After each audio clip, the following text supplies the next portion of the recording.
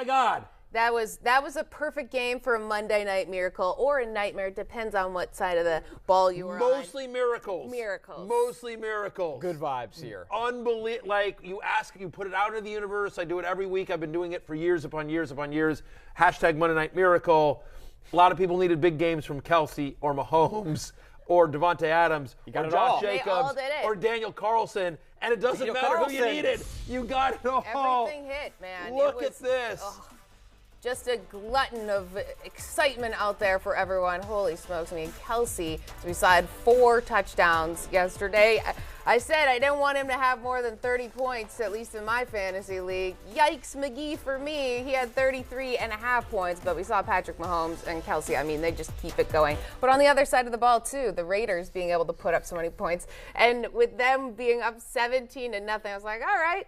Well, I guess I can go to bed after this right now. No, obviously not, especially when you're at Arrowhead against the Kansas City Chiefs, who are now 4-1 at this point. And when we look at this game, we look at, Matthew, you mentioned you ask people for what they need ahead of the game. But then last night you asked what were people's best comebacks in this game. Yes, I did. Because, that was every once in a while, every season, we get a couple of Monday Night Miracles.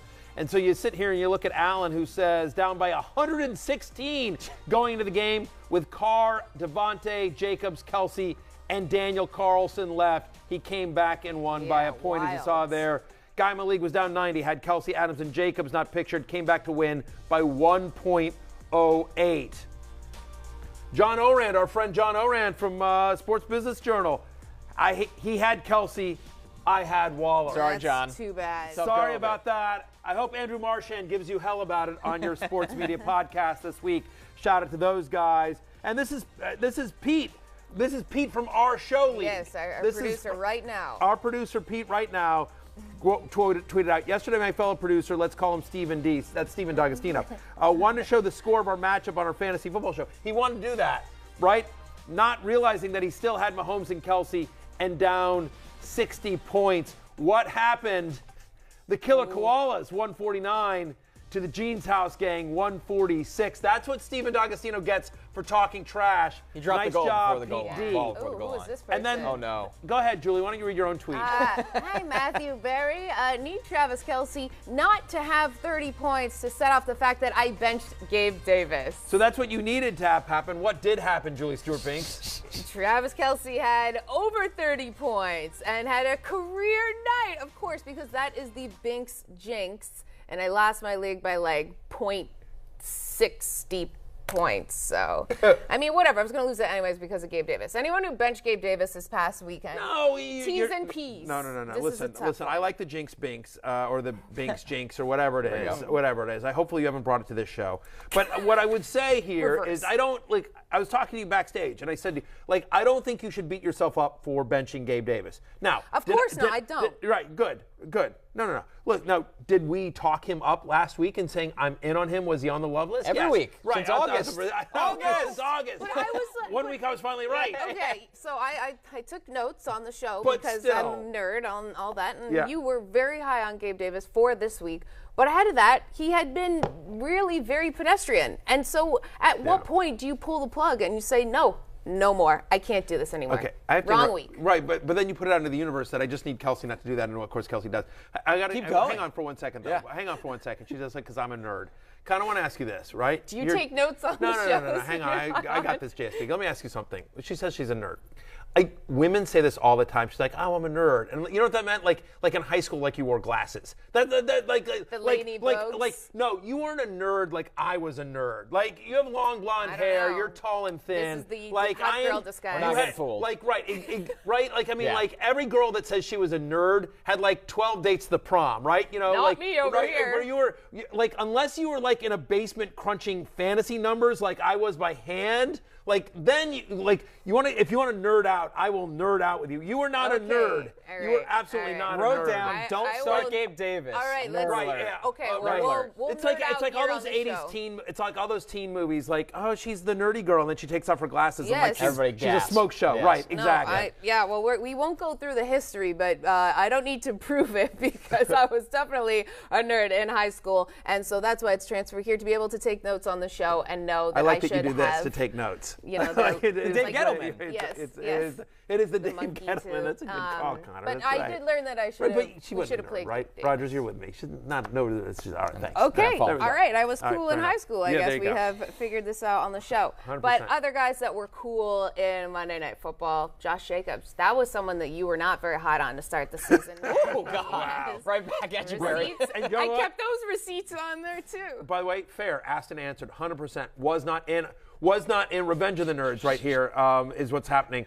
What was the guy's name? What was the Ogre? What was the Revenge of the Nerds? Okay, Ted McGinley. Thank you. Anyway, look, 100% was out on Josh Jacobs. Didn't think he would get the passing game usage. Didn't think he would get the total usage. Right? I thought McDaniels would use much more McKinney. We would see that Amir Abdullah and Zamir White would be involved, and that is not the case. 21 carries. He also gets the 5 receptions last night. Just a monster game. In week 5, he's the 3rd best running back in fantasy, over 30 fantasy points so far this year. He's the 4th best running back in fantasy. 51% of the Raiders' total offense last night came from Josh Jacobs, averaged over 10 yards per carry. Consecutive games now with over 30 fantasy points. He's a locked-in RB1. I was 100% wrong on Josh Jacobs.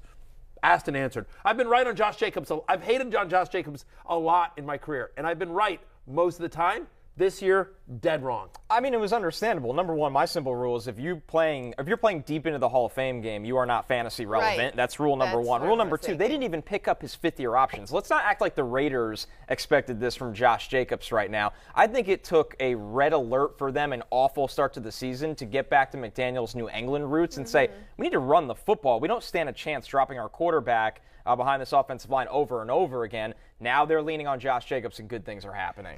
That is a great point, and that is part of my preseason analysis was that. I mean, like if you go back and look, I'm going to cop to it. Like he was on my preseason hate list. But part of the analysis, if you go there, was 2 things. Was that number one is that not only did I not like him, the Raiders didn't like him. Like they didn't pick up his 5th-year option, which to do that for a first-round draft pick, a guy they drafted in the first round, is saying something, right? And right, to your point, he played the first 2 series of the Hall of Fame game where all of their other important starters like Carr and Adams and Waller were out. But he's locked in moving forward here. But that was the only running back that was solid last night. Right, because on the other side of the ball, Clyde EdwardsHelaire did not have a great night, of course. He rushed the ball 9 times for 15 yards, caught 3 passes for 20 yards.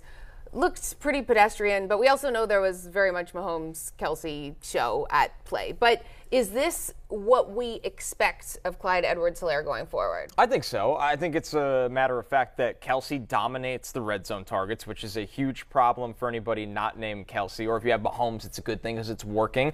And if you listen to Barry for the last 2 weeks when we've come off huge Clyde EdwardsHelaire performances, he said, if you can sell high, do it, because there's just going to be a lot of highs and lows of this. So I agree with that. I think with Clyde EdwardsHelaire, because this offense is great and because he is the guy in the backfield, there's going to be plenty of really, really good weeks. But you're going to have to deal with this because of how touchdown dominant Kelce is and the fact that they are never going to be a team that turns around and leans on a running back no matter the game script. Yeah, I mean, like we felt the production was somewhat fluky because just the touchdowns didn't match the opportunity there. He was getting used in the passing game. This is a weird game in that the Chiefs got down 17. They're not usually down 17. No. And so I think that's one of the reasons why Jerick McKinnon, who they like more in the passing game than CEH, saw more snaps. What's weird is he saw 6 of the 8 goal line snaps. I mean, so that was weird. I think that's a red flag. If there is an overarching theme to the Chiefs, it's that when Patrick Mahomes talks, we probably should have listened, right? I mean, like, because when he talked in the preseason about, like, 1 week it's going to be this guy, 1 week it's going to be another. And so for as great as an offense as Kansas City is, and for all the wizardry of Andy Reid, it's Patrick Mahomes, it's Travis Kelce, it's Travis Kelce, it's Patrick Mahomes, and the rest week to week is sort of just, like A sprinkling of whoever is whatever. Right. Sidekicks. Sidekicks, right? Yes. Exactly. Big Fringe characters, guys. Big characters. Wacky next door neighbors, right? I mean, well, you're hoping they come in and they pop for a scene, but not always going to be their thing. Here's what's weird. Is yet still, despite a dud game, in a game in which everyone got off, he was still a dud, 6.5 fantasy points. He's running back 46 for week number 5. And yet still, he's still a top 10 fantasy running back. And given just the dearth of good running backs, look, he's not running back 8. But he is still probably a borderline top 20 running back. I don't want to overreact to one game, just like I didn't want to overreact to the good games that have happened previously. Right. I will say this. I mean, he got 12 touches, and 12 touches in this offense is usually, borderline top 20 flex worthy. He only got 9 rushes in this game. Nice call by you, JSB. That was your prop bet going into last night. We'll discuss that later on. Yeah, you took the under on 12.5 rushes for him. He only gets 9 in this one. First time this year he's had single-digit fantasy points, Connor. So again, he's not the RB1 that we thought he was that he was looking like the previous couple weeks, which we always said he's 2 touchdowns on 7 rushes where he gets 0 yards.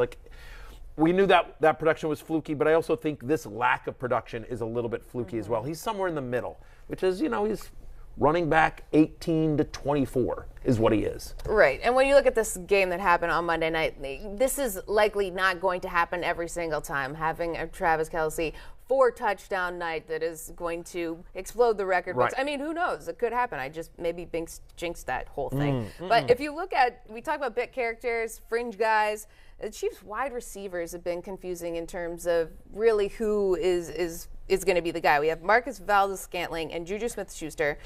Hyphenated names, by the way, which I'm a big fan of. And also, Mecole Hardman. Those 3 guys haven't had a touchdown. And Connor, I mean, how do you feel about who is really the guy in terms of wide receivers? Well, there's none that are touchdown factors at all. That's the most important thing. If you're in a PPR league, you can rely, I think, on MVS because of the target share that he gets. 7+ targets in 3 of his past 4 games. But when you look at Juju, Juju is not explosive enough in my eyes to warrant, big expectations because he's also not used in the red zone. It's a Kelce offense in the red zone. We cannot say it enough. Yes, they do some quirky things down there as well. We know Mahomes can move a lot, but they are not dropping back and going first read or second read to their wide receivers. There are a lot of tight formations, a lot of heavy sets as well. So once again, you can rely on MVS a little bit, and he's available somehow in 63% of Yahoo leagues right now in PPR. But Juju, all the evidence is there right now. I mean, when you look at the fantasy finishes, his best finish has been wide receiver 35. He's been as low as wide receiver 82.